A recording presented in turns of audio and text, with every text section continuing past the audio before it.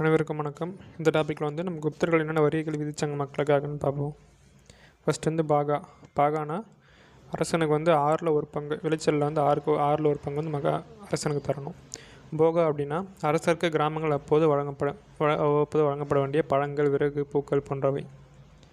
கரா அப்படின்னா கிராமத்தின் மீது குறிப்பிட்ட கால இடைவெளியில் விதிக்கப்படும் ஒரு வரி. இது வருடாந்திர நிலவரியின் ஒரு பகுதி அல்ல. அடுத்து பலி அப்படின்றது ஆரம்பத்தில் விருப்பப்பட்டு வழங்கப்பட்ட வரியாக இருந்தது, பின்னர் கட்டாய வரியாக மாற்றப்பட்டது. இது ஒரு ஒடுக்குமுறை வரி. உதியங்கா அப்படின்னா காவல் நிலையங்களின் பராமரிப்பிற்காக விதிக்கப்பட்ட காவல் வரியாக இருக்கலாம் அப்படின்னு சொல்கிறாங்க, அல்லது நீர் வரியாகவும் இருக்கலாம்ன்றாங்க. ஆனால் இது ஒரு கூடுதல் வரி தானா. உபரிகரகா இது ஒரு கூடுதல் வரி தான். இது எதுக்காக வசிச்சாங்கன்னு யாருக்குமே தெரியல. அடுத்து இரணியான்றது தங்க நாணயங்கள் மீது விதிக்கப்படும் வரி என்பது நேரடி பொருள். நடைமுறையில் இது சில குறிப்பிட்ட தானியங்களின் விளைச்சலின் ஒரு பங்கினை அரசின் பங்காக பொருளாக அளிப்பதாகும். வாதபூதா காற்றுக்கும் ஆவிகளுக்கும் செய்ய வேண்டிய சடங்குகளுக்காக விதிக்கப்பட்ட பல்வேறு வரிகள். அழிவுகரான்றது கலப்பை வரி.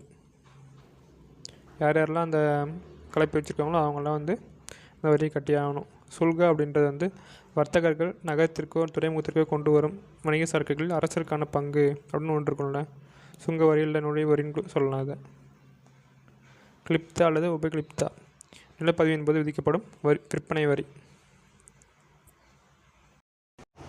இப்போ 2ஆம் சந்திரகுப்தருடைய அவையில் இருந்த நவரத்னங்களை பற்றி பார்க்க போகிறோம். ஃபஸ்ட்டு காளிதாசர் சமஸ்கிருத புலவர், ஹரிசேனர் சமஸ்கிருத புலவர் தான்.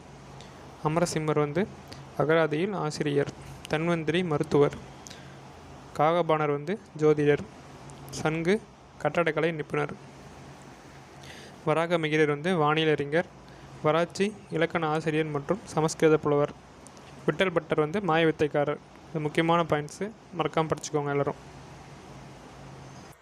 இந்த டாபிக் நிலக்குத்தகை முறையை பற்றி பார்க்க போகிறோம்.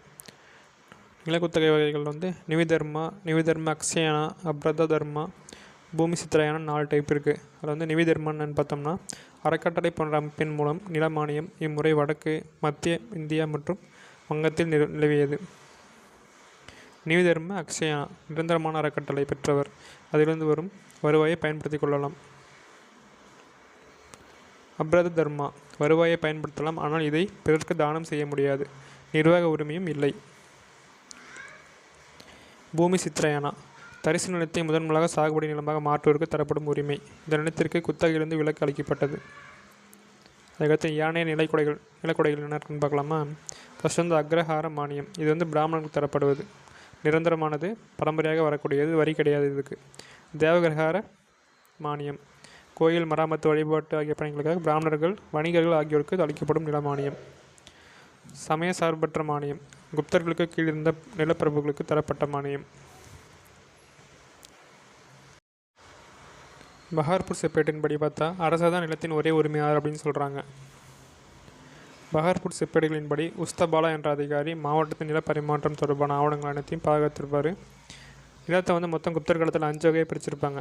ஒன்று ஷேத்ரா பயிரிடக்கூடிய நிலம், கிலா அப்படின்றது தரிசு நிலம், அப்ரஹதா அப்படின்றது காடு அல்லது தரிசு நிலம், வாஸ்தி அப்படின்றது குடியிருக்க தகுந்த நிலம், கவடசகரா அப்படின்றது மேய்ச்சல் நிலம்.